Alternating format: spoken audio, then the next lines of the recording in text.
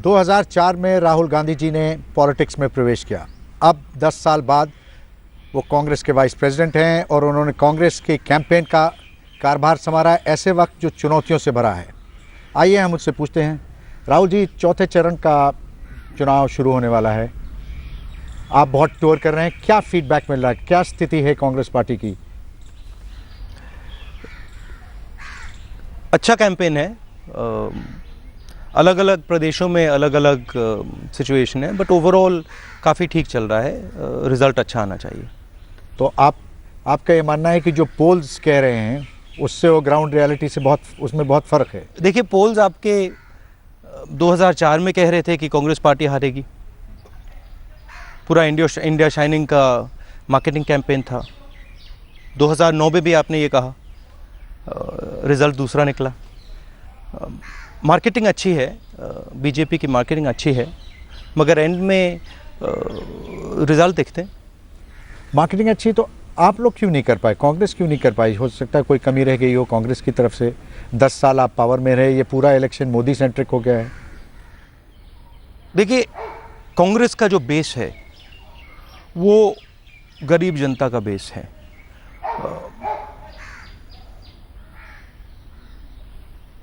वो बेस, उनका जो बेस है एक प्रकार से कॉर्पोरेट्स का बेस है, तो उनकी मार्केटिंग एबिलिटीज़ हमारे से बेहतर हैं। हमारी काम करने की एबिलिटीज़, हमारी प्रोग्राम्स की एबिलिटीज़, हमारे कॉन्टैक्ट की एबिलिटीज़ उनसे बेहतर हैं। तो जनरली हर कैंपेन में नॉइज़ उनका ज़्यादा होता है। आप किसी भी कैंपेन को देख लीजिए, नॉइज़, आवाज़ उनकी ज़्यादा होती है, मगर जब रिज़ल्ट निकलते हैं तो दूसरी बात होती है। अगर आप सेफोलॉजिस्ट से भी पूछेंगे तो जनरली वो भी ये कहते हैं कि जो कांग्रेस का बायस होता है, गरीब लोग कांग्रेस को वोट करते हैं, कमज़ोर लोग कांग्रेस को वोट करते हैं, तो उनकी आवाज़ कम होती है। तो आप अभी भी ये मानते हैं कि कांग्रेस को बहुमत मिल जाएगी? मिलनी चाहिए, मगर जो हमारी लड़ाई है विचारधारा की लड़ाई है। रियलिस्टिकली 2 विचारधाराएं हैं। हमारी सोच है कि ज़्यादा से ज़्यादा लोगों को शक्ति दी जाए। डिसेंट्रलाइजेशन की बात करते हैं हम, अधिकार की बात करते हैं। उनकी सोच है कि कंसंट्रेशन ऑफ पावर हो,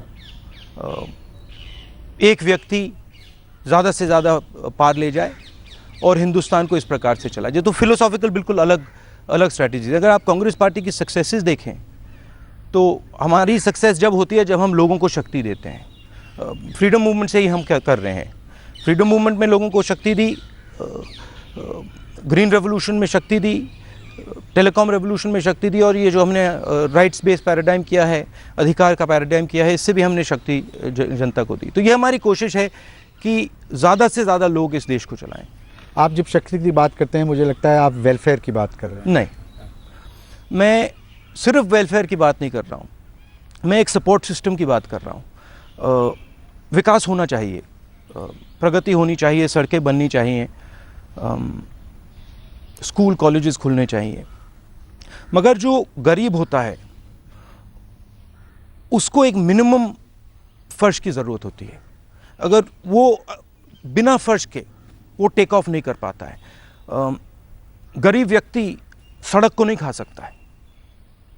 गरीब व्यक्ति को मिनिमम सपोर्ट बेस की ज़रूरत होती है। इसलिए हम अधिकार की बात करते हैं, इसलिए हम राइट टू फूड की बात करते हैं, इसलिए हम रोज़गार योजना की बात करते हैं। उसको एक प्लेटफॉर्म मिल जाए, उसके बाद वो टेक ऑफ करे।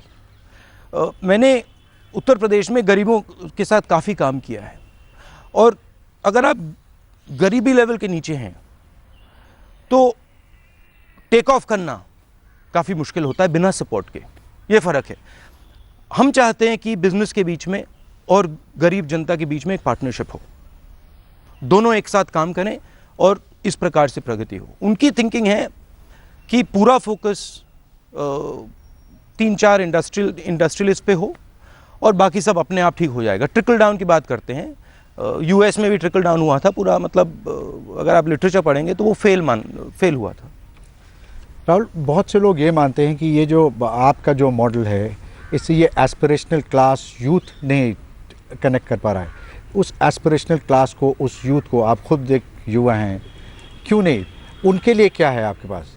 उनका ये मानना है कि ये जो एम्पावरमेंट की आप बात कर रहे हैं उसके अलावा उनको नौकरियां चाहिए, उनको सड़क चाहिए, उनको इंफ्रास्ट्रक्चर चाहिए, उनको नहीं, देखिए, हमारा टू प्रॉन्ग्ड सोच है और उस पर हमने काम भी बहुत किया है। अगर आप एक्चुअली आंकड़े देखें, सड़क के देखिए, बिजली के देखिए, पानी के देखिए, सब में हमने एनडीए से ज़्यादा काम किया। सब में सड़कों की वो बात करते हैं, 3 गुना ज़्यादा सड़कें हमने बनाई। रियलिटी है, आप चेक कर लीजिए पूरे हिंदुस्तान में।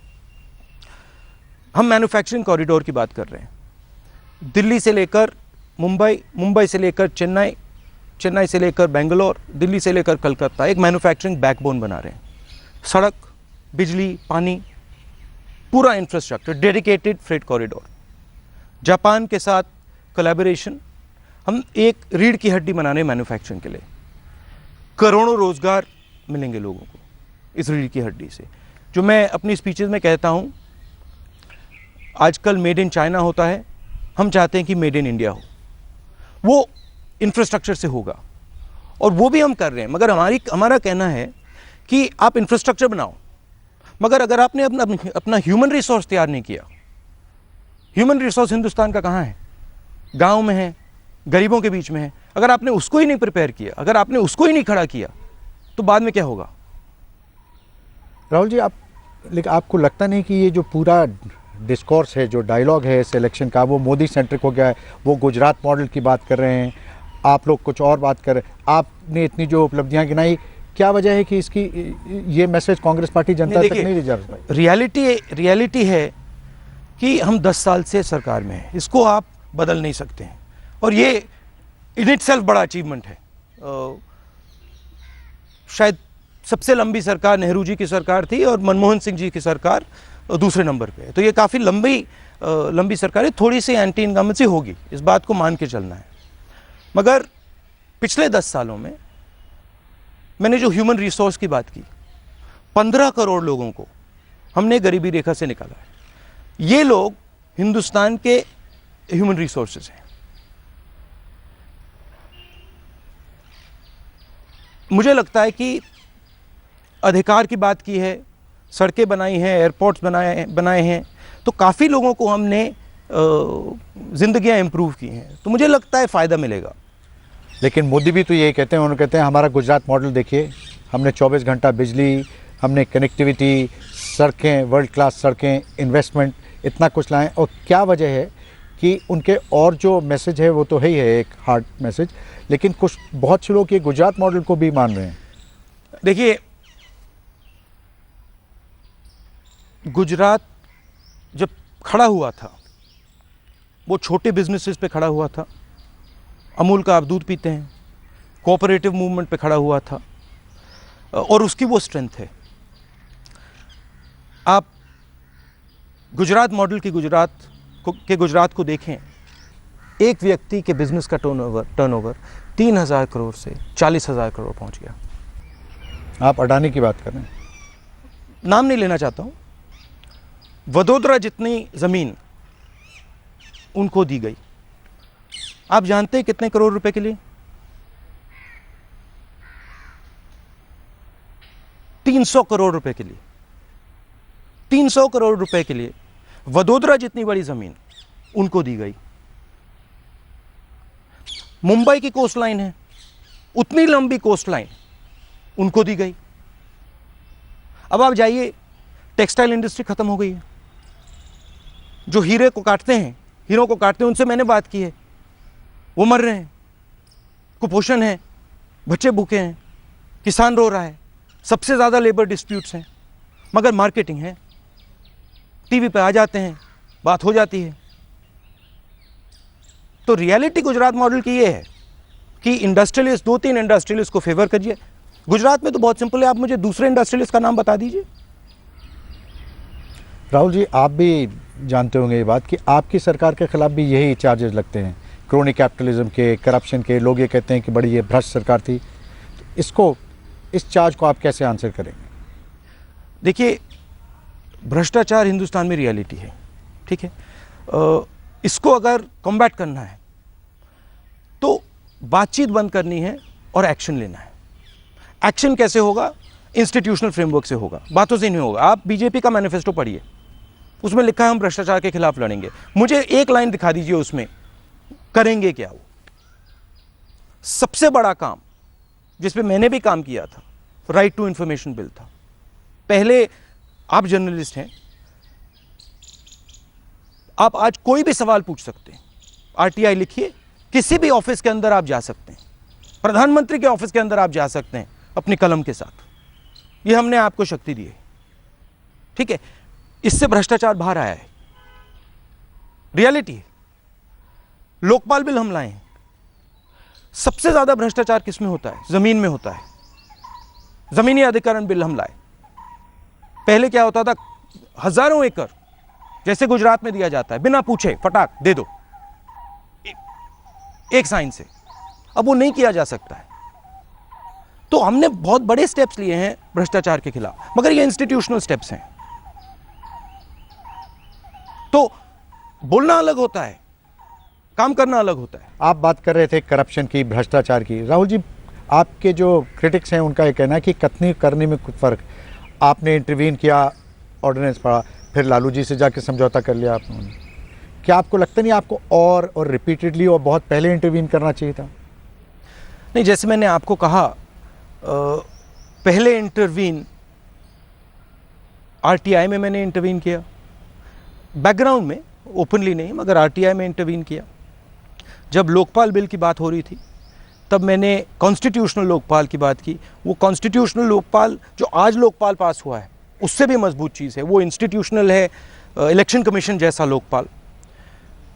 मनरेगा, पहले क्या होता था, बहुत सारे स्कीम्स होती थी, हर स्कीम में अलग अलग भ्रष्टाचार होता था। हमने उस पूरी हर स्कीम को लेकर सेंट्रलाइज कर दिया कि भाई एक स्कीम हो। वो भी एक्चुअली एंटी करप्शन मेजर था। अगर आप राइट टू फूड को देखें तो राइट टू फूड पीडीएस का रिफॉर्म है, डिमांड प्रेशर क्रिएट करने से। तो मैं लगा हुआ हूँ, और सबसे बड़ा काम मैं यूथ कांग्रेस और एनएसयूआई में कर रहा हूँ। आस्ते आस्ते आस्ते आस्ते देखिए, भ्रष्टाचार से सचमुच में लड़ना है तो लंबी लड़ाई है, छोटी लड़ाई नहीं। तो मैं लगा हुआ हूँ, लगा रहूँगा, और मेरी सोच है कि अगर अंत में जीतना है तो जो हमारी राजनीतिक पार्टियां हैं इनको बदलना है। सॉल्यूशन यहीं से आएगा। कैसे बदलने से क्या मुराद? मैं आपको बताता हूं।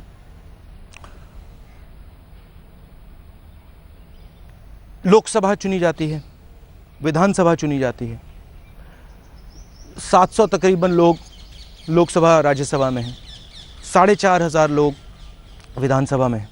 ये हिंदुस्तान को चलाते हैं। ये जो आपने जैकेट पहना हुआ है, जूते पहने हुए हैं, सब कानून ये लोग बनाते हैं। इन लोगों को कितने लोग चुनते हैं? कैंडिडेट को कौन चूज करता है? बीजेपी में 10 लोग, कांग्रेस पार्टी में 10-15 लोग, मुलायम सिंह जी की पार्टी में 1-2 लोग, मायावती जी की पार्टी में 1 व्यक्ति। तो जब तक कैंडिडेट चॉइस को आप नहीं खोलेंगे, जब तक हजारों लाखों लोगों को आप वो डिसीजन नहीं देंगे, तब तक ये ढांचा बंद रहेगा। और यही सेंट्रल बात है। मोदी जी कहते हैं कि ये सब के सब डिसीजन मुझे दे दो। आज 100 लोग चूज कर रहे हैं कैंडिडेट्स को, वो कहते हैं एक व्यक्ति को करना चाहिए, मैं चौकीदार बनूंगा। हम कहते हैं कि नहीं, करोड़ों लोगों को करने चाहिए। इसलिए हमने प्राइमरी की बात की है।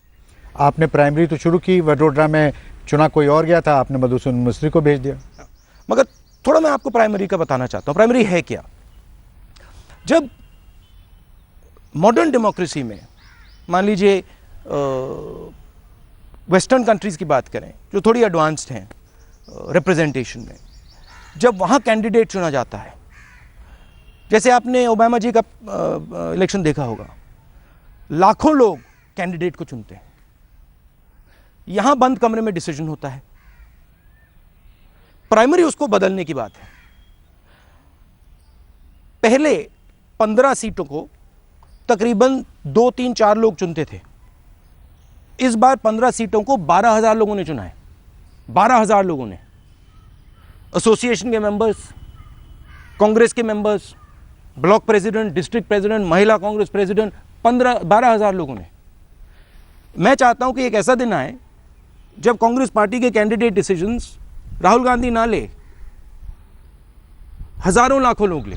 इससे पावर आएगी, इससे सचमुच में करप्शन के खिलाफ एक्शन होगा। ठीक है, पहले क्या होता था, डिस्ट्रिक्ट मैजिस्ट्रेट होता था, सब कुछ डिसाइड करता था। गांव वाले देखते थे, कहते थे भैया ये गलत है, वो कहता था नहीं सब कुछ ठीक है। पंचायती राज दिया, उसका पावर चैलेंज हुआ। ऐसे इंप्रूवमेंट आएगी। ये हमारी कोशिश नहीं। वडोदरा, अब वहां क्या हुआ, वहां हमारा एक युवा खड़ा हुआ, प्राइमरी जीता। जब वो प्राइमरी जीता तो ऑपोजिशन के जो मेन कैंडिडेट हैं, प्रधानमंत्री के कैंडिडेट, उन्होंने कहा मैं यहां से लड़ना चाहता हूं। लड़के ने अपने आप कहा कि देखिए ये प्रेस्टीजियस इशू है, प्रेस्टीजियस इलेक्शन है, अगर पार्टी चाहती है किसी और को लड़ाना, मैं अपनी जगह देना चाहता हूं। आप एक अनोमली से पूरे आइडिया को मत मारिए। आइडिया बहुत बड़ा आइडिया है, और मेरी पार्टी के अंदर, कांग्रेस पार्टी के अंदर आग लगा दी है इस आइडिया ने। हमारे वर्कर्स चार्ज हो गए हैं, और अगर आप युवा कार्यकर्ता से बात करें, अगर आप महिला कांग्रेस के कार्यकर्ता से बात करें, पहली बार वो कह रहे हैं कि भाई मजा आया। और मैं ये जो मजा है हिंदुस्तान के हर व्यक्ति को देना चाहता हूं, कि आपको भी लगे कि जो आपका कैंडिडेट चुना जा रहा है इसमें आपका भी हाथ है। ये नहीं कि आप 5 साल में 20 सेकंड का वोट दें। मैं चाहता हूं अगर वो कैंडिडेट काम ना करे, अगर आपका एमपी एमएलए राहुल गांधी काम ना करे, तो आप उसको कैंडिडेचर में मारो, पहले ही मारो। आज आपको चॉइस कौन सी दी जाती है? बीजेपी कहता है ये है आपकी चॉइस, ये है, और हम कहते हैं ये है। मैं आपको कहना चाहता हूं, यहां पहुंचने की आपको चॉइस देना चाहता हूं, और सिर्फ एमपी और एमएलए की नहीं, प्रधान की, कांग्रेस प्रेसिडेंट की, वाइस प्रेसिडेंट की, सब चॉइस। अब इस सब के लिए प्राइमरी होगी, कांग्रेस प्रेसिडेंट वाइस? देखिए, प्राइमरी एक प्रोसेस है, आप आइडिया को और प्रोसेस को मत कंफ्यूज कीजिए। राहुल जी, ये सराहनीय कदम आपने उठाया, बट बहुत से लोग मानते हैं, जो आपके प्रशंसक हैं, आपके पार्टी के लोग हैं, वो भी ये मानते हैं कि ये बड़ा लॉन्ग टर्म है। अभी इमीडिएट चैलेंज 2014 में है, नरेंद्र मोदी को कैसे रोकें, उसके लिए क्या अब ये देखा गया है आपकी कैंपेन बड़ी अग्रेसिव हो गई है, पर्सनलाइज हो गई। आपको लग रहा है ये चेंज? पर्सनलाइज नहीं हुई है। देखिए, नरेंद्र मोदी जी एक व्यक्ति हैं, उनकी इश्यूज हैं, वो सब ठीक है। पर्सनल इश्यूज पे मुझे कोई इंटरेस्ट नहीं है, मगर वो एक सोच को रिप्रेजेंट करते हैं। सोच एक हिंदुस्तानी को दूसरे हिंदुस्तानी को से लड़ाने की है। उस सोच से हिंदुस्तान का खतरा है, उसके खिलाफ मैं लड़ता हूं। अब गुजरात में उनके इकोनॉमिक आइडियाज हैं, मैंने आपको उन इकोनॉमिक आइडियाज के बारे में बताया। एक व्यक्ति, 2 व्यक्ति, 3 व्यक्तियों को पूरे प्रदेश का धन दे दो, वो भी हिंदुस्तान के लिए खतरनाक है, उसके खिलाफ मैं लड़ता हूं। पर्सनल अटैक्स में मुझे इंटरेस्ट नहीं है, मैं उसमें जाता भी नहीं हूं। राहुल जी, आप जो जिस बात का उल्लेख कर रहे थे, जिस तरफ इशारा कर रहे थे, को बहुत से लोग ये मानते हैं कि आपके जो बहुत से सहयोगी दल हैं, जैसे समाजवादी पार्टी, वो भी तो ऐसी बातें कर रहे हैं। पिछले दिनों आजम खान ने क्या बयान दिया, अभी मुलायम सिंह क्या बयान दे रहे हैं, तो उन लोग, ऐसे लोगों के साथ आप कैसे काम कर सकते हैं और कैसे काम करेंगे? देखिए, समाजवादी पार्टी के साथ हमारी लड़ाई है। जो लड़ाई हमारी बीजेपी के साथ है, वो लड़ाई हमारी समाजवादी वैचारिक लड़ाई है। मुझे हम लड़ रहे हैं उनसे यूपी में, हमारी पार्टनरशिप थोड़ी है समाजवादी के किससे। देखिए, जो कट्टरपंथी होता है किसी भी साइड का, वो हिंदुस्तान के लिए नुकसानदायक है। हिंदुस्तान जब आगे चलता है, जब इस देश में भाईचारा होता है, प्यार होता है। देखिए, हमने 10 साल सरकार चलाई, ग्रोथ रेट की बात होती है, ग्रोथ रेट हमने तेज दिखाई, सड़कें हमने ज्यादा बनाई, बिजली हमने ज्यादा दी, 15 करोड़ लोगों को हमने गरीबी रेखा से निकाला, दोनों काम किए हमने। अब देखिए, मार्केटिंग नहीं है, ग्लिट्स नहीं है, उस बात को मैं मानता हूं, मगर प्रोग्राम्स, जानकारी, लोगों का दर्द समझना, वो कांग्रेस पार्टी जानती है। राहुल जी, आप जिन इशुओं पे जोर दे रहे हैं, आप सरकार के बाहर थे, बहुतों का मानना है कि आपको सरकार में पहले आ जाना चाहिए था, तो ये जो इशू हैं इनको और बल मिलता। आप सत्ता में आना चाहते हैं, क्या आप प्रधानमंत्री बनना चाहते हैं? मैंने कहा है, अगर आप हमारा कॉन्स्टिट्यूशन पढ़ेंगे, कॉन्स्टिट्यूशन में लिखा है कि प्रधानमंत्री को एमपीज चुनेंगे। ये हमारा कॉन्स्टिट्यूशन है। ये जो आजकल हो रहा है प्राइम मिनिस्टरियल कैंडिडेट, नहीं, वो तो नहीं, आप जवाब दे रहा हूं, जी जी, जवाब दे रहा हूं। जो आजकल हो रहा है प्राइम मिनिस्टरियल कैंडिडेट का, ये एक्चुअली कॉन्स्टिट्यूशनल चीज नहीं है। कॉन्स्टिट्यूशनल चीज ये होगी कि जब इलेक्शन होगा तब एमपीज प्राइम मिनिस्टर चुनेंगे। अगर हमारे एमपीज मुझे चुनेंगे तो मैं पीछे नहीं हटने वाला हूं, मगर मेरी सोच है कि हिंदुस्तान की जनता की इज्जत करनी चाहिए। उन्होंने अभी वोट डाला नहीं, और अगर अब मैं कहूं कि मैं हिंदुस्तान का प्रधानमंत्री बनना चाहता हूं या बन गया या ये वो, तो वो उनकी इज्जत नहीं है। मैं एक प्रकार से नौकर हूं, हिंदुस्तान का नौकर हूं, और मैं अपनी जनता के लिए काम करता हूं, मैं उनकी इज्जत करता हूं, और वो सबसे बड़ी चीज है मेरे लिए।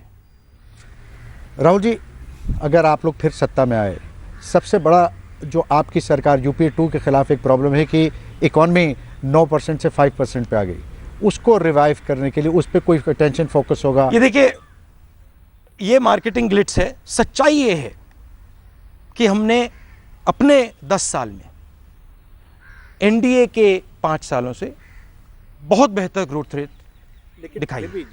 यहां अंत में ग्लोबल रिसेशन हुआ है, और उससे जरूर हिंदुस्तान भी स्लो हुआ है, सही बात है, मगर अगर आप हमारा पीरियड देखें, हमने बीजेपी से बहुत बेहतर ग्रोथ की है।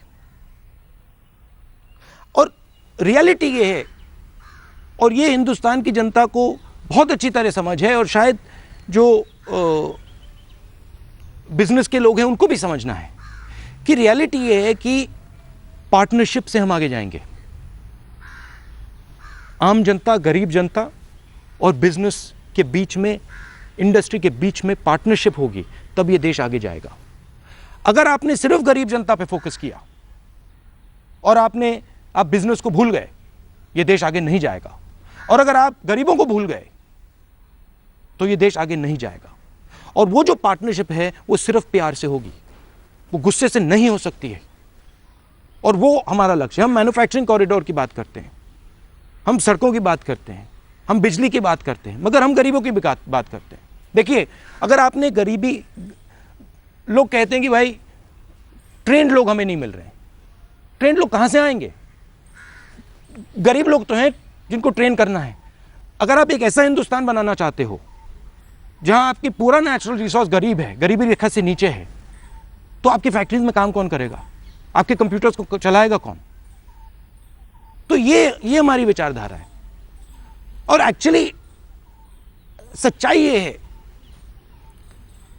कि हिंदुस्तान का फ्यूचर बहुत ऑप्टिमिस्टिक है। अगर आप बाकी दुनिया को देखें तो हिंदुस्तान अभी बहुत अच्छी गति से चल रहा है। बाकी दुनिया बंद पड़ी है। चीन नंबर 1 पे है, हिंदुस्तान नंबर 2 पे है। अगर प्यार से हमने काम किया, अगर गरीबों को लेके, इंडस्ट्री को लेके हमने काम किया, मैं आपको बता रहा हूं, आने वाले 5-7 साल में हम चाइना के आगे निकल जाएंगे।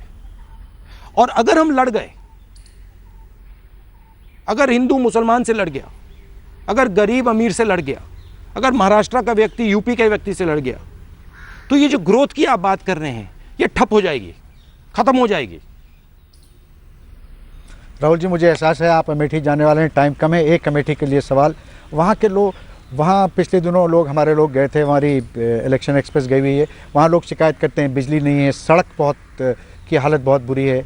सांसद हैं। उत्तर प्रदेश में स्टेट की सरकार समाजवादी पार्टी की है, सड़क की रिस्पॉन्सिबिलिटी, स्कूल की रिस्पॉन्सिबिलिटी, बिजली की रिस्पॉन्सिबिलिटी समाजवादी पार्टी की सरकार की है।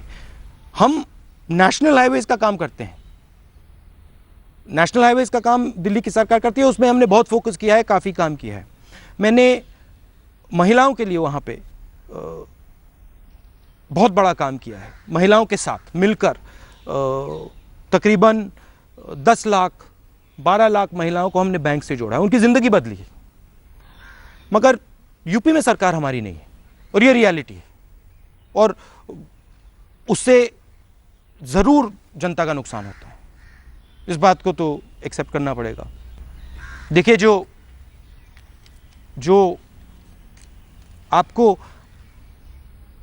आपको मेरा लक्ष्य समझना हो, मेरा लक्ष्य ये है कि आजकल जो